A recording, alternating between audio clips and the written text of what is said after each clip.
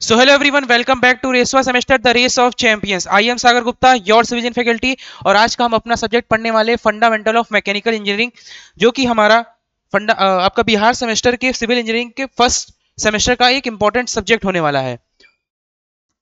तो हम लोग इस सब्जेक्ट में पढ़ रहे थे अपना फर्स्ट चैप्टर, जो कि था थर्मोडायनेमिक्स। ठीक है, हम लोग थर्मोडायनेमिक्स पढ़ रहे थे और अब तक हम लोगों ने इसमें 6 लेक्चर तक क्लास कर लिया है हम लोगों ने। तो लास्ट क्लास में हम लोगों ने क्या पढ़ा था?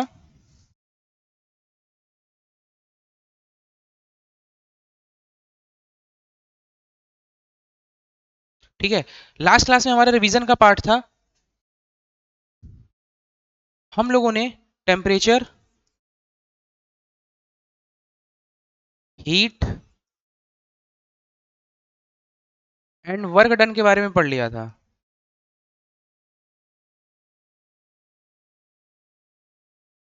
ठीक है, और हम लोगों ने एक मोस्ट इंपॉर्टेंट फॉर्मूला भी पढ़ा था, जो कि टेम्परेचर को चेंज करने के लिए from one unit to different unit था। और वो हमारा फॉर्मूला था C/5 is equal to F-32/9 is equal to K-273/5। ये फॉर्मूला था जिससे हम लोगों ने डिग्री सेल्सियस से फ़ारेनहाइट, या डिग्री सेल्सियस से केल्विन, या फ़ारेनहाइट टू सेल्सियस, और फ़ारेनहाइट टू केल्विन, हम लोगों ने इसके सारे न्यूमेरिकल्स भी देख लिए थे। हम लोगों ने प्रेशर के बारे में भी पढ़ाई करी थी।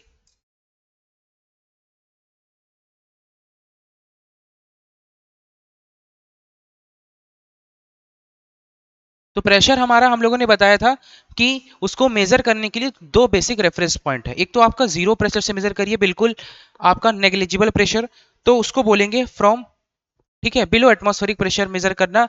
और एक हम लोग मेजर करते हैं एटमॉस्फेरिक प्रेशर से। तो एटमॉस्फेरिक प्रेशर को जब हम लोग बेस लाइन मानते हैं, अगर उसके ऊपर हम लोग कोई भी प्रेशर हमें मिलता है या हमें उसको मेजर करना होता है, तो for this we use positive gauge pressure. And अगर कोई प्रेशर आपका एटमॉस्फेरिक प्रेशर से नीचे हो या कम हो, कि एटमॉस्फेरिक प्रेशर कितना होता है, यानी कि स्टैंडर्ड एटमॉस्फेरिक प्रेशर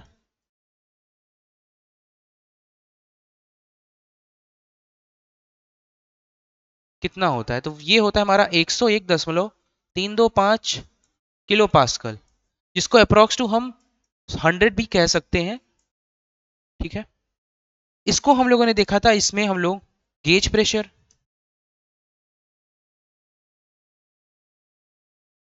दूसरा एब्सोल्यूट प्रेशर,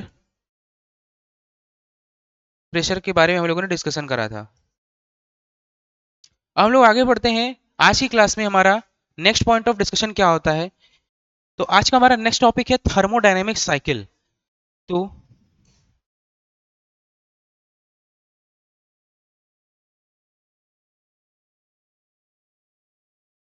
थर्मोडायनेमिक्स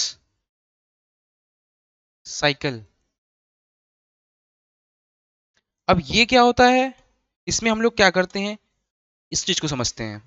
तो देखिए, जब भी कोई सिस्टम आपका थर्मोडायनेमिक साइकिल को फॉलो करता है, या थर्मोडायनेमिक साइकिल में होता है, या कह लीजिए थर्मोडायनेमिक्स इक्विलिब्रियम में होता है, तो it has to follow basically three following characteristic which are given below. हम लोग लिखेंगे थर्मोडायनेमिक्स इक्विलिब्रियम साइकिल कह लीजिए इसको।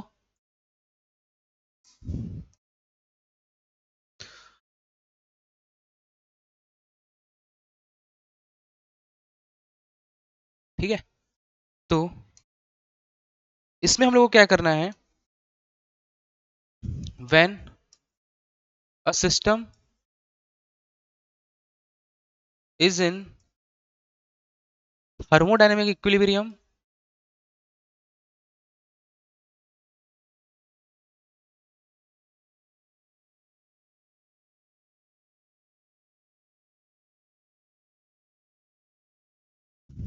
ठीक है, जब भी कोई सिस्टम आपका थर्मोडायनेमिक इक्विलिब्रियम में होता है, तो इसको बेसिकली जो तीन कैरेक्टरिस्टिक को फॉलो करना होता है, या तीन इक्विलिब्रियम में होना इसको अनिवार्य होता है। ठीक है, then thermodynamic equilibrium, then then it has to follow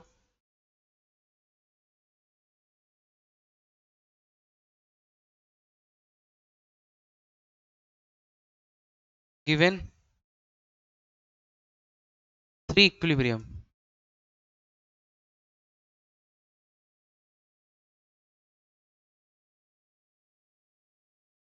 ठीक है, तो हमारा पहला इक्विलिब्रियम क्या होता है, इसको देखते हैं, दूसरा और तीसरा। तो देखिए हमारा पहला होता है मैकेनिकल इक्विलिब्रियम। ठीक है,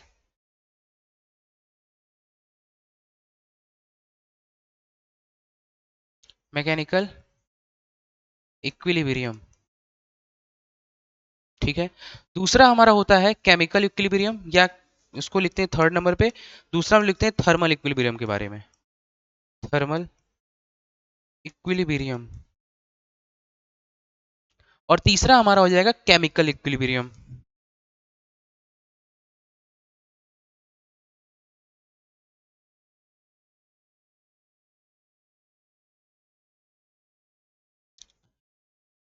बेसिकली हम लोग को इन तीनों डेफिनेशन के बारे में हम लोग को देखना है, या पहले समझते हैं हम लोग एक एक करके, मैकेनिकल इक्विलिब्रियम, थर्मल इक्विलिब्रियम और केमिकल इक्विलिब्रियम को। तो आइए देखते हैं मैकेनिकल इक्विलिब्रियम को।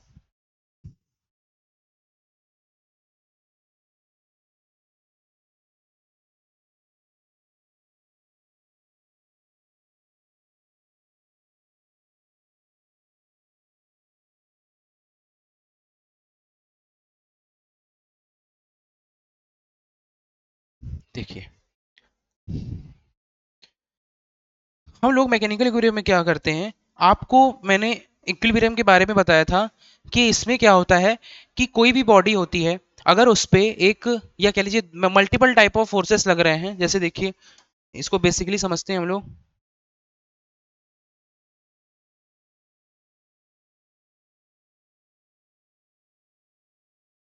ठीक है, ये कोई बॉडी है, अब इसका, इस पे फोर्स लग रहा है कुछ इस डायरेक्शन में, मान लीजिए 10 किलो न्यूटन का, और इस डायरेक्शन में लोड लग रहा है 10 किलो न्यूटन का। ठीक है, और इस पे भी आपका 10, इस पे भी आपका 10 किलो न्यूटन, 10 किलो न्यूटन। अब अगर देखा जाए,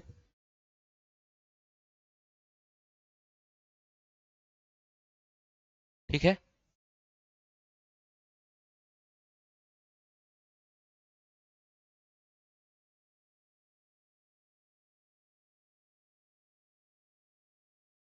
देखिए हमारे पास केस वन है, केस टू है, ये है हमारा केस वन, ये है हमारा केस टू,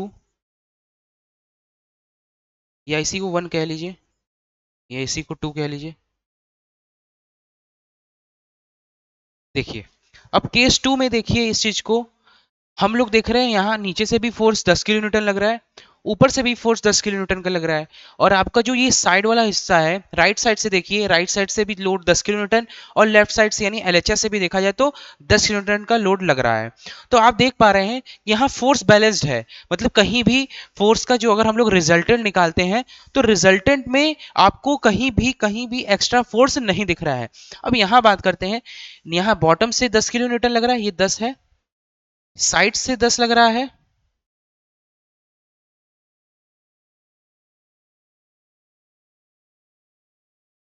ठीक है, 1 मिनट रुकिएगा, ये 10 किलो न्यूटन है। ठीक है, तो 10 किलो न्यूटन का लोड यहाँ बॉटम से, फिर टॉप से 10 किलो न्यूटन, लेफ्ट साइड से 10 किलो न्यूटन। तो ये ऊपर, या देखिए लेफ्ट को छोड़िए, टॉप और बॉटम को देखिए, तो टॉप और बॉटम का फोर्स जो है वो आपस में बैलेंस्ड हो गया है। ठीक है, कोई इसमें प्रॉब्लम नहीं है, बिल्कुल ही 10 किलो न्यूटन का नीचे, 10 किलो न्यूटन का ऊपर। पर वहीं अगर हम लोग इसके साइड व्यू में देखा जाए, तो लेफ्ट से 10 किलो न्यूटन का आ रहा है, राइट से 50 किलो न्यूटन का, तो हम लोग रिजल्टेंट निकालते हैं, तो रिजल्टेंट हो गया आपका 50 माइनस 10, जो कि आ गया 40 किलो न्यूटन। यानी कि इस डायरेक्शन से फोर्स उधर एक्स्ट्रा जा रहा है कितना, 40 किलो न्यूटन का। तो 40 किलो न्यूटन का लोड एक्स्ट्रा जा रहा है, तो मतलब ये बॉडी आपका thermal equal sorry mechanical equilibrium में नहीं है। तो अब इसके बारे में डेफिनेशन लिखेंगे, when a body is under mechanical equilibrium, या सिस्टम इसको लिखिए, when a system is under mechanical equilibrium,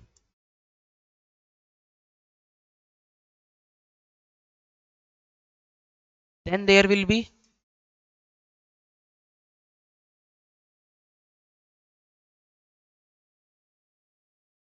ठीक है, then there will be no any unbalanced force, unbalanced force acting throughout the system.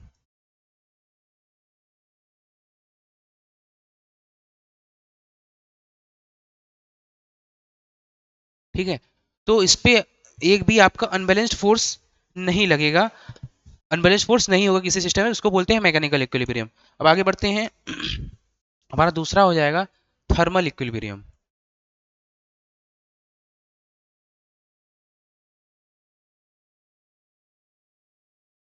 देखिए, थर्मल इक्विलिब्रियम में क्या होता है कि जब भी कोई बॉडी होती है या सिस्टम है, अगर वो थर्मल इक्विलिब्रियम के अंदर है, तो उसके अंदर क्या होगा विद रिस्पेक्ट टू टाइम, ठीक है, टाइम के हिसाब से अगर उसमें देखा जाए तो उसमें थर्मल प्रॉपर्टी बिल्कुल भी चेंज नहीं होने वाली है, बिल्कुल कांस्टेंट रहेगी at each and every point. ठीक है, इसका मतलब क्या है, कोई भी सिस्टम है तो उसमें आपका थर्मल इक्विलिब्रियम मेंटेन रहेगा अगर उसमें ना ही कोई टेम्परेचर चेंज होता होगा। ठीक है, इसको लिखते हैं,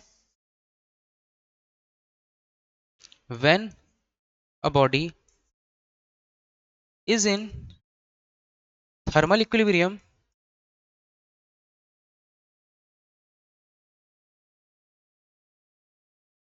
then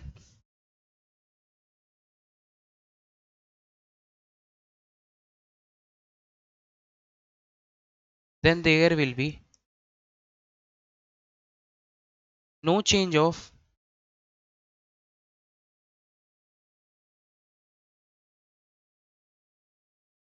heat, ठीक है, change of heat into the system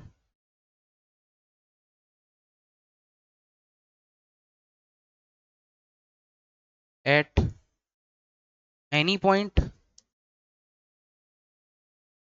into the body।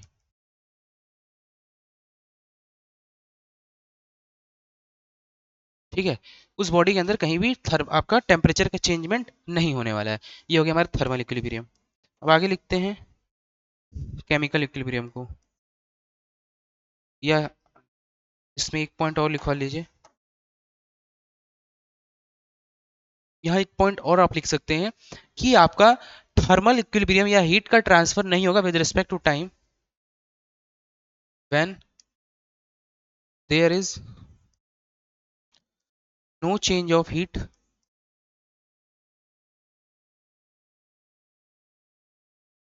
into the system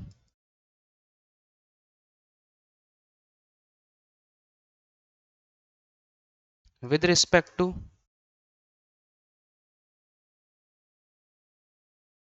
time। ठीक है, when there is no change of heat into the system with respect to time, then the system is said to be under the thermal equilibrium, then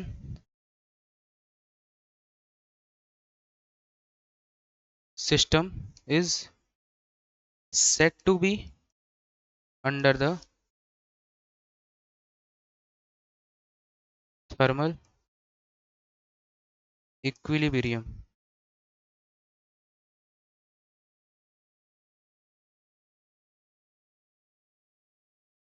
ठीक है, ये हो गया हमारा point.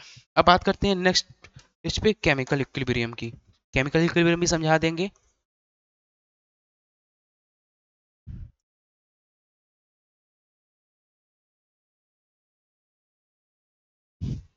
देखिए, equilibrium का मतलब ये तो समझ में आ गया कि कहीं भी इसमें आपके पॉइंट में अगर हम लोग इस इक्विलिब्रियम वर्ड के आगे कोई भी टर्म जोड़ दे रहे हैं तो वो उसके रिस्पेक्ट में आपकी बॉडी इक्विलिब्रियम में होगी। जैसे अभी आपने देखा मैकेनिकल, तो उसमें अनबैलेंस्ड फोर्स नहीं होगा। थर्मल इक्विलिब्रियम में देखा तो उसमें नो चेंजमेंट ऑफ हीट होगी, या कह लीजिए अनबैलेंस्ड थर्मल भी नहीं होगा, ये भी कहा जा सकता है। केमिकल में भी आपका यही होगा। आपको याद करने का तरीका बता रहे हैं, वरना लिखवाने को तो कुछ भी लिखवाया जा सकता है। ठीक है, तो कुछ भी नहीं लिखवाना है ताकि आप भी एग्जाम में लिख पाओ। इतना बड़ा बड़ा डेफिनेशन याद करने की जरूरत नहीं है, आप बेसिकली बस टर्म को समझना चाहिए। एग्जाम में तो आपको हालांकि डेफिनेशन लिखना है, याद नहीं करना है, बस समझना है इस चीज को। ठीक है, यहाँ लिखेंगे when the system is under thermal equilibrium, sorry, chemical equilibrium,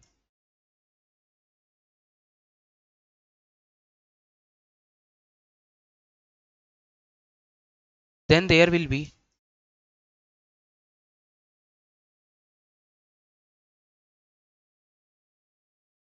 no change in the chemical property of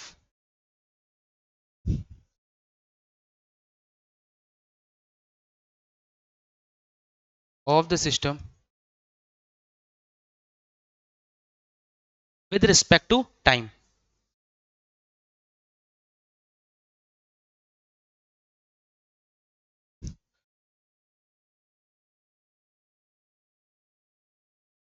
ठीक है, ये हमारा हो गया केमिकल इक्विलिब्रियम के बारे में।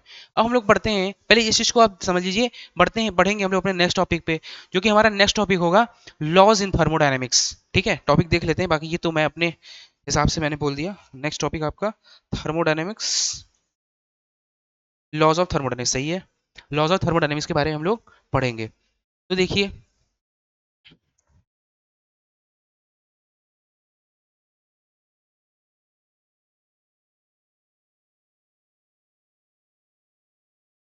लॉज इन थर्मोडायनेमिक्स, अब ये लॉज क्या कहते हैं, क्या समझना है हमें इस लॉज में, इस चीज को देखेंगे।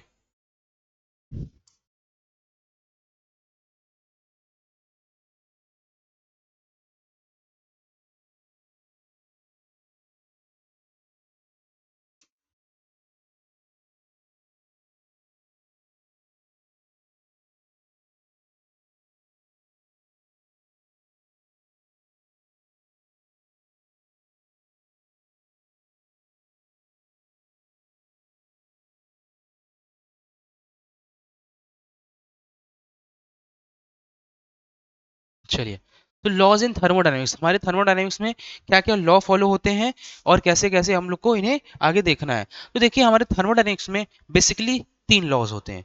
पहला लॉज है हमारा जीरोथ लॉ, फर्स्ट लॉ है हमारा, मतलब सेकंड लॉ है हमारा फर्स्ट लॉ ऑफ, ठीक है, फर्स्ट लॉ ऑफ थर्मोडायनेमिक्स, और दूसरा हो जाएगा सेकंड लॉ ऑफ थर्मोडायनेमिक्स, हो गया। ठीक है, अब हम लोग को बेसिकली इन तीनों लॉज के बारे में पढ़ना है। तो जीरोथ लॉ ऑफ थर्मोडायनेमिक्स क्या होता है, फर्स्ट लॉ ऑफ थर्मोडायनेमिक्स क्या होता है, और सेकंड लॉ ऑफ थर्मोडायनेमिक्स क्या होता है।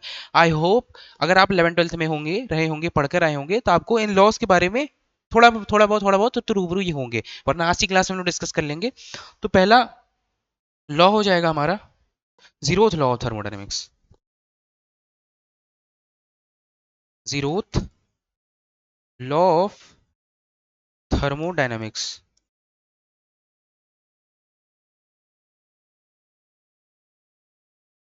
दूसरा लॉ हो जाएगा, यानी सेकंड लॉ है का हमारा फर्स्ट लॉ ऑफ थर्मोडायनेमिक्स।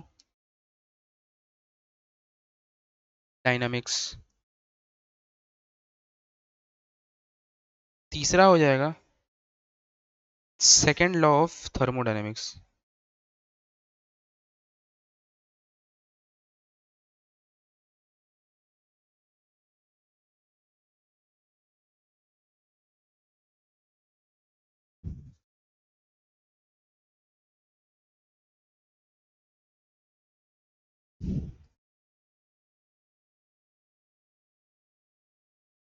ठीक है, तो इन तीनों के बारे में हमें पढ़ना है बेसिकली। तो हम लोग पहला हेडिंग लगाते हैं, जीरोथ लॉ ऑफ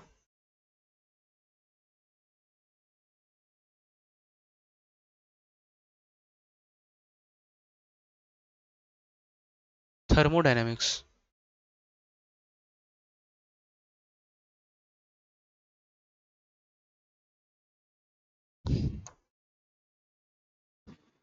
देखिए, जीरोथ लॉ में क्या कहता है कि जब भी आपकी कोई दो बॉडी है, या कह लीजिए दो सिस्टम है, अगर वो दो सिस्टम किसी तीसरे सिस्टम के साथ इक्विलिब्रियम में होती है, एक मिनट,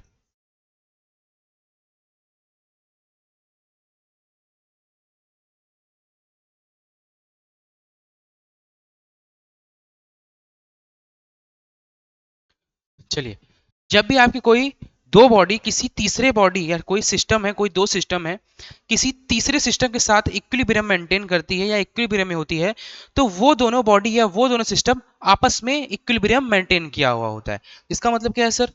बातों बातों में तो बहुत चीज बोल दिया गया, इसको समझते हैं। जैसे देखिए, या लिख लेते हैं डेफिनेशन, फिर इसके बारे में समझेंगे। लिखेंगे two system when two system और two body are in equilibrium,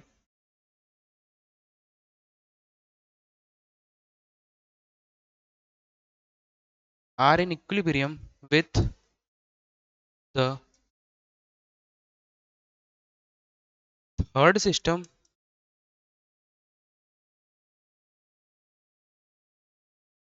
और third body,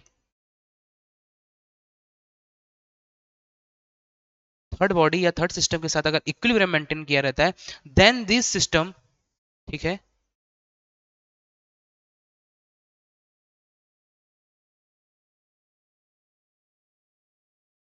will be in equilibrium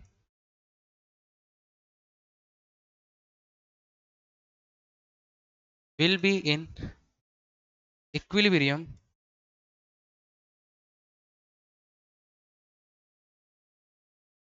with each other।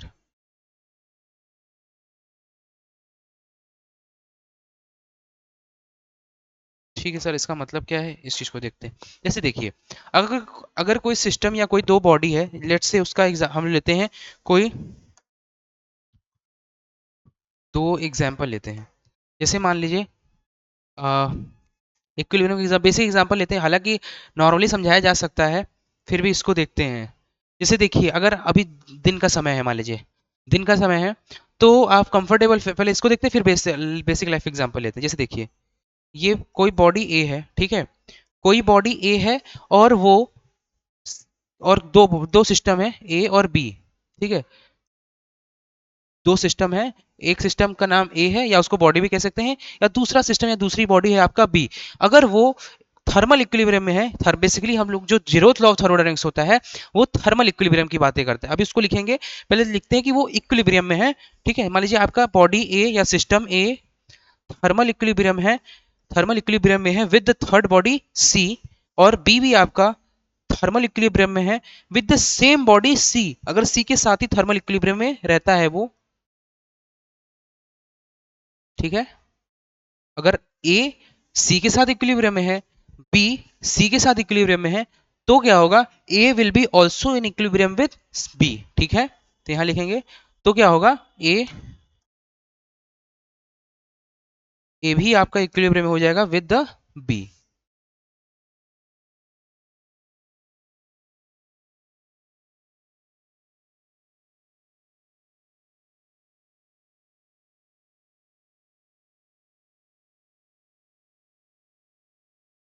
ये हो गया हमारा बेसिक सा डेफिनेशन। अब देखिए, यहां लिखेंगे zeroth law of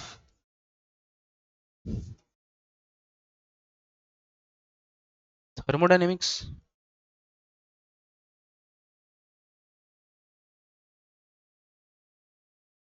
basically deals with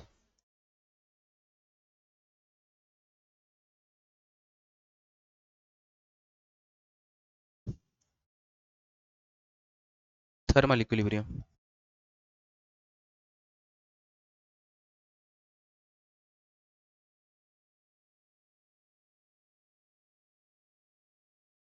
ठीक है, ये हो गया हमारा बेसिक सा डेफिनेशन। आगे बढ़ते हैं फर्स्ट लॉ ऑफ थर्मोडायनेमिक्स की तरफ। देखिए, फर्स्ट लॉ ऑफ थर्मोडायनेमिक्स क्या होता है, पहले इसको हेडिंग मारते हैं।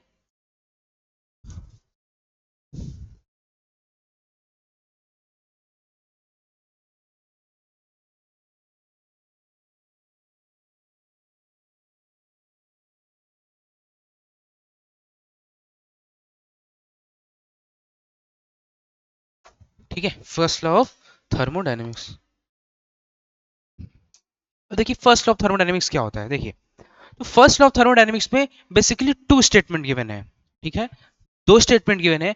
पहला स्टेटमेंट ये कहता है कि अगर आप कोई सिस्टम है या कोई बॉडी है, आप कोई हीटर को ले लीजिए, बेसिकली एग्जांपल हीटर का एग्जांपल लीजिए, ठीक है।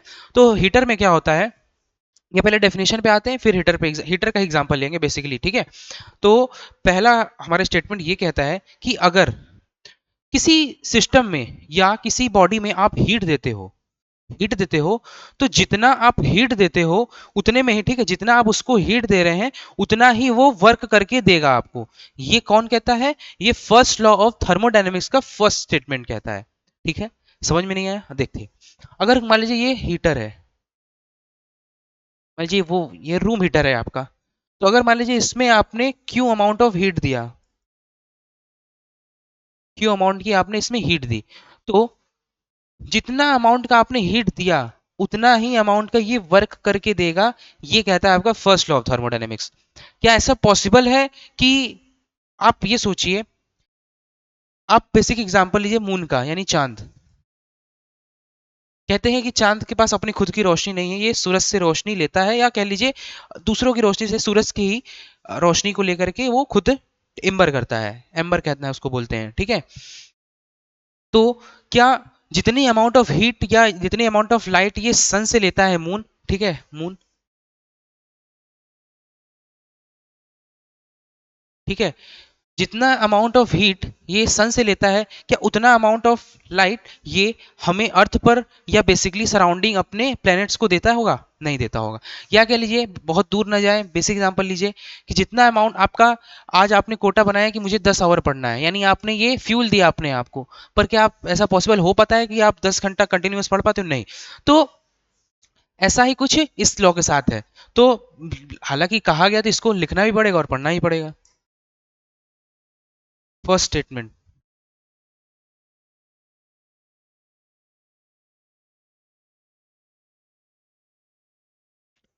फर्स्ट स्टेटमेंट ये कहता है,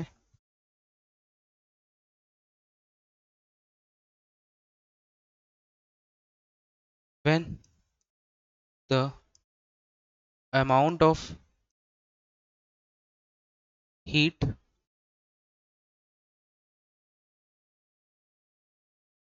या इसको कह लीजिए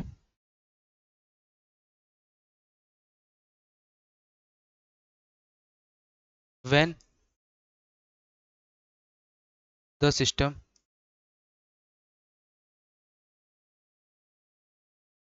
या कह लीजिए when the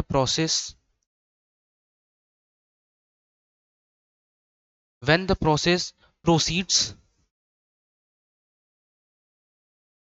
under closed system.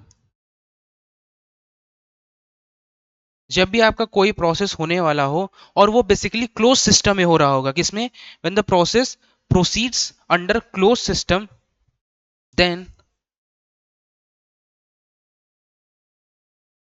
Then the amount of heat,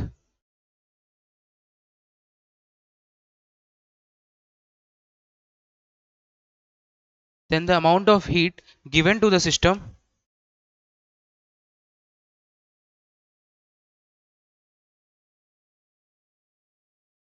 ठीक है, then the amount of heat given to the system will be equal to the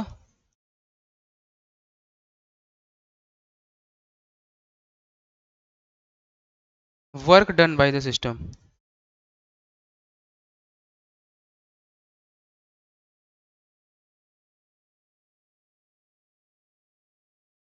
ठीक है, ये हमारा हो गया फर्स्ट स्टेटमेंट, किसका? फर्स्ट लॉ ऑफ थर्मोडायनेमिक्स का। अब बढ़ते हैं अपने सेकंड स्टेटमेंट, क्या कहता है हमारा?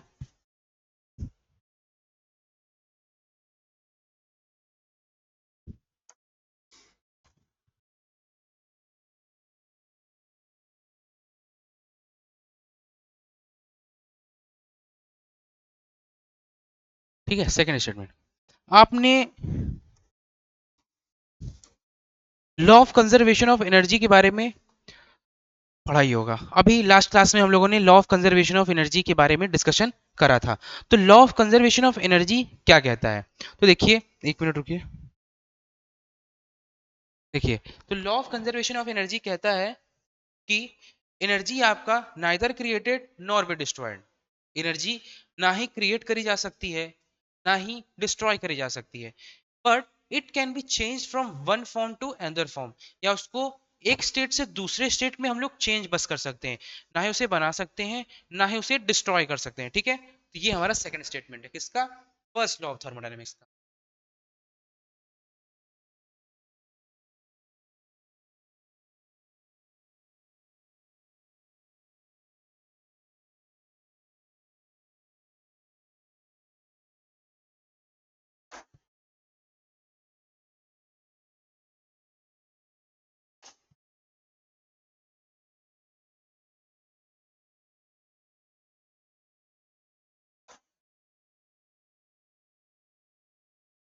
It states that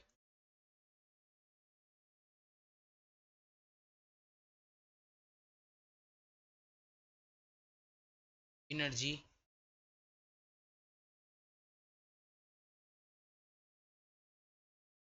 neither be created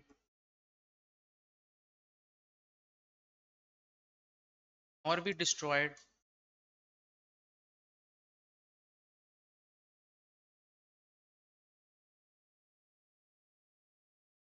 but it can change from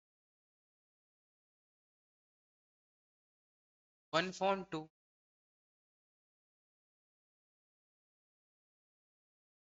another form, another।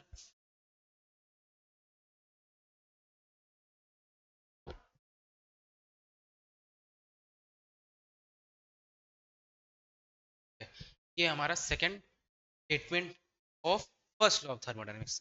अब हम बातें करते हैं सेकंड लॉ ऑफ थर्मोडायनेमिक्स की।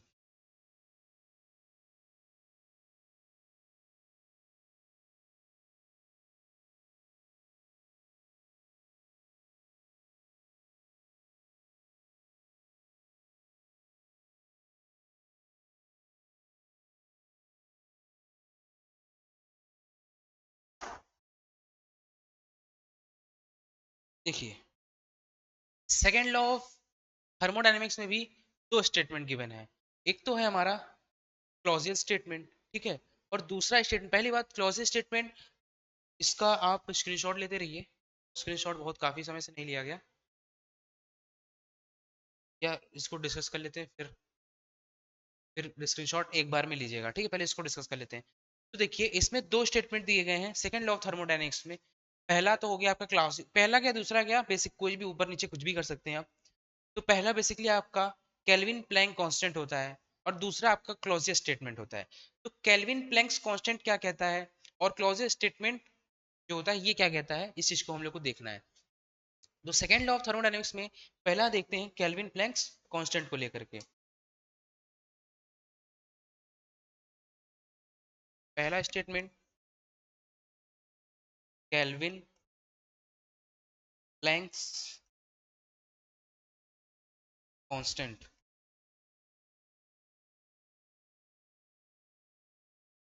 ठीक है। तो देखिए, बस लिखते हैं फिर पीछे चलते हैं, ठीक है। तो केल्विन प्लैंक्स कांस्टेंट बेसिकली सीधा सीधा यही कहता है कि ऐसा ऐसी कोई भी इंजन नहीं बनी है, ठीक है। इंजन आप बाइक में जो इंजन होता है उसको कह लीजिए, कार में व्हीलर्स जितने भी हैं, टू व्हीलर्स फोर व्हीलर, जो भी इंजन है, ऐसा कोई भी इंजन नहीं बना कि जितना अमाउंट ऑफ उसको हीट दिया जाए उतना ही अमाउंट का वो वर्क करके आपको देगा। ये आपका कहता है केल्विन प्लैंक्स कांस्टेंट, बेसिक सा डेफिनेशन है।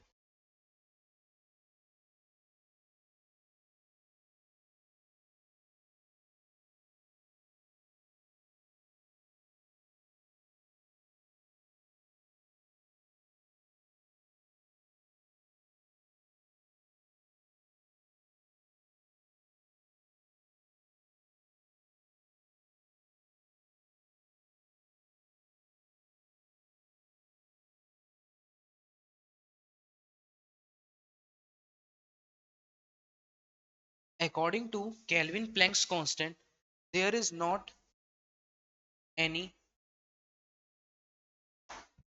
such type of engine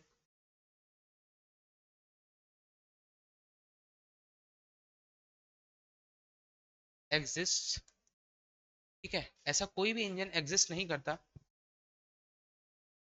which says या which works on the principal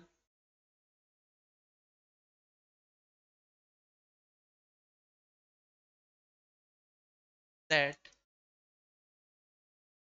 the amount of heat given to the amount of heat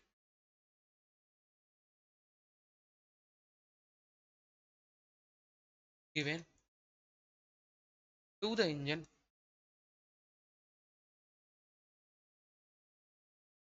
will do the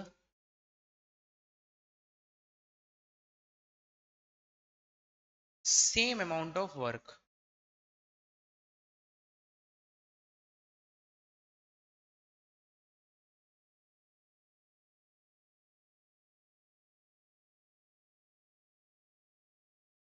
ठीक है, ऐसा कोई इंजन है ही नहीं जितना उसको हीट दिया जाएगा उतना ही वो आपको वर्क करके देगा। ठीक है, ये हो गया हमारा केल्विन प्लैंक्स कांस्टेंट। अब देखिए हमारा नेक्स्ट है क्लॉजियस स्टेटमेंट।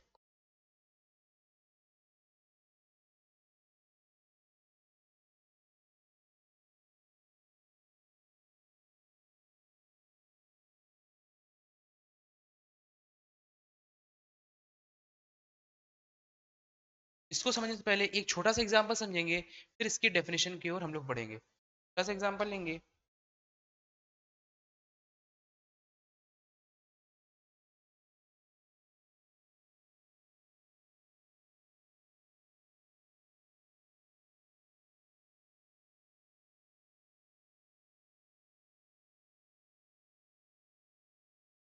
चलिए देखिए, ये हमारा एग्जांपल है। एग्जांपल ये कहता है, आप जब भी, आप ये बताइए, आप ठंड में हाथ सेकने जाते हैं तो आप आग के पास जाते हैं या आग आपके पास आता है ताकि वो खुद को गर्म कर सके? ये बड़ा अजीब सा स्टेटमेंट मैंने कहा, क्या आपको अजीब से सुनने में लगा होगा?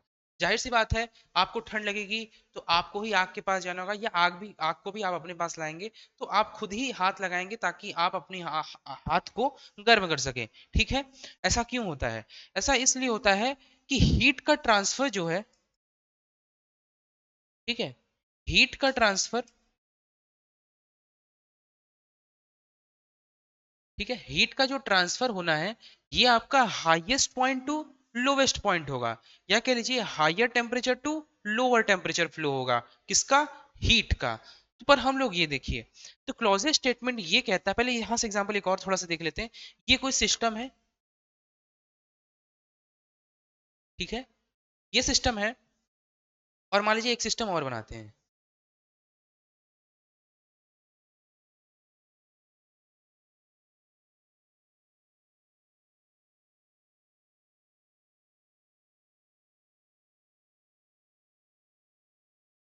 ठीक है, ये हमारा दूसरा सिस्टम।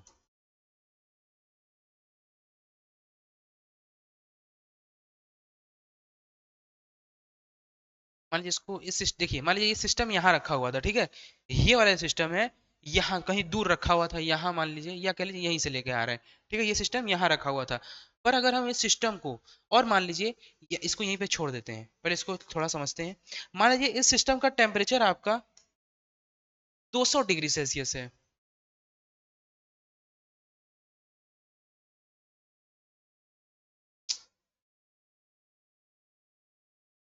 ठीक है, इसका टेम्परेचर जो है 200 डिग्री सेल्सियस है। और वहीं इस बॉडी का टेम्परेचर आपका, मान लीजिए कि ये हो गया आपका 100 डिग्री सेल्सियस। ठीक है, ये हो गया आपका 100 डिग्री सेल्सियस। अगर मैं कहूं कि इस बॉडी के पास लाना है, ताकि, या बॉडी के पास लाते हैं क्यों, ताकि ये हम बताते हैं अभी, इस बॉडी को हम यहाँ लाएं, बिल्कुल इसके जस्ट क्लोज। तो यहाँ पे लाने के बाद क्या हुआ कि इससे हीट ट्रांसफर हो रहा था। ये ऐसा सिस्टम था जो कि हीट को ट्रांसफर कर रही थी, ये हीट को ट्रांसफर कर रही थी बाहर के एरिया में। ये हीट ट्रांसफर हो रहा है, ये मैं दिखा रहा हूँ। अब देखिए, जब इस बॉडी को पास लाया गया, इस बॉडी को पास लाया गया, तो इससे ट्रांसफर ऑफ हीट इसमें होने लगी।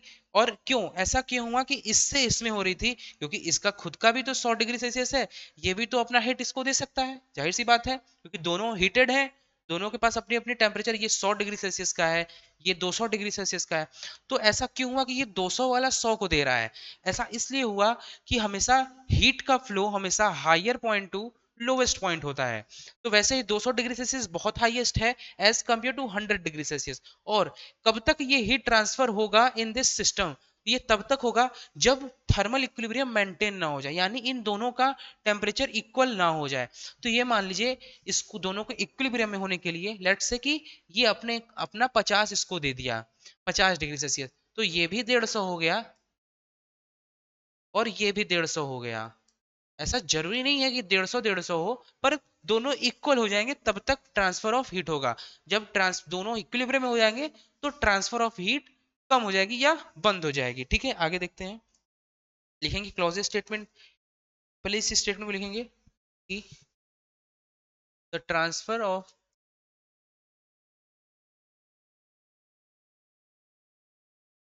Heat always occurs from the highest point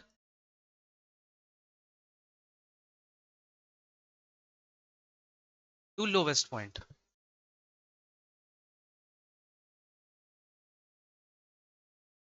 ठीक है, ये हमारा हीट का बेसिक सा डेफिनेशन। अब देखते हैं क्लॉजेज स्टेटमेंट क्या कहते हैं।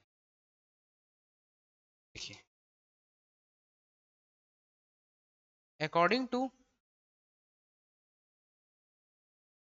Clausius statement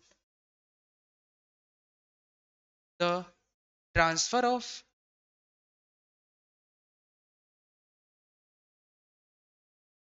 heat is not possible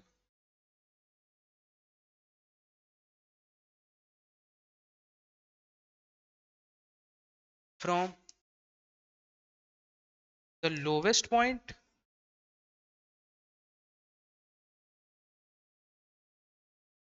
to the highest point।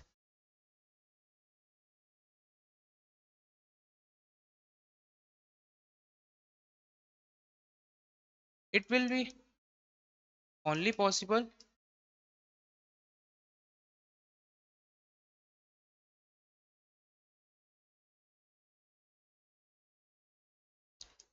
when, ठीक है, और ये कब पॉसिबल है, इसकी पॉसिबिलिटी कब होगी? when there is any external agency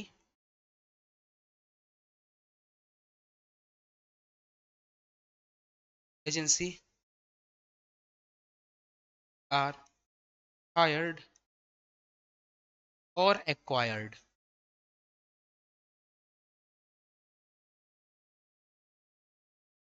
ठीक है, एक मिनट।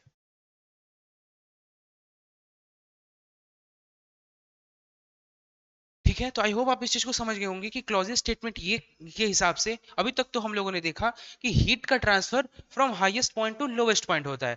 पर क्लॉजेस बाबा ने भी बिल्कुल सही यही कहा कि ये बिल्कुल भी पॉसिबल नहीं है कि आपका हीट का transfer lowest point to highest point हो या lowest temperature to highest temperature हो। और ये अगर पॉसिबल होना भी होगा तो ये तभी पॉसिबल है या तभी संभव है जब कोई एक्सटर्नल एजेंसी या कोई एक्सटर्नल एजेंसी जरूरी नहीं है, एक्सटर्नल बॉडी या एक्सटर्नल कोई मशीन एक्सेट्रा टाइप का कुछ लगाया जाएगा, तभी ऐसा पॉसिबल हो सकता है कि लोवेस्ट पॉइंट से हाईएस्ट पॉइंट तक आपका हीट का ट्रांसफर होना हो। ठीक है, होगा। ये हो गया हमारा क्लॉजेज स्टेटमेंट। अब हम लोग बढ़ते हैं अपने नेक्स्ट टॉपिक क्या है। ठीक है,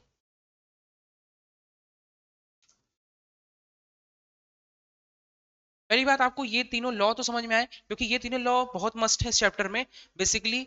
और कल तक आई थिंक ये चैप्टर या 2 लेक्चर में अभी ये चैप्टर समाप्त हो जाएगा, एंड हो जाएगा। तो बाकी मिलते हैं नेक्स्ट क्लास में। आज के लिए इतना ही रखते हैं। और सॉरी, आज की क्लास में मैंने स्क्रीनशॉट लेने का टाइम नहीं दिया, नेक्स्ट क्लास से होगा ऐसा ही कि स्क्रीनशॉट आपको लेने का पॉसिबल समय दिया जाए। ठीक है, तो ठीक है। आप, आई होप वीडियो आपको पसंद आया होगा, आप वीडियो को लाइक करिएगा और अपने फ्रेंड्स सर्कल में भी शेयर करिए, अपने व्हाट्सएप ग्रुप में भी शेयर कर दीजिएगा। मिलते हैं नेक्स्ट वीडियो में। Thank you for today.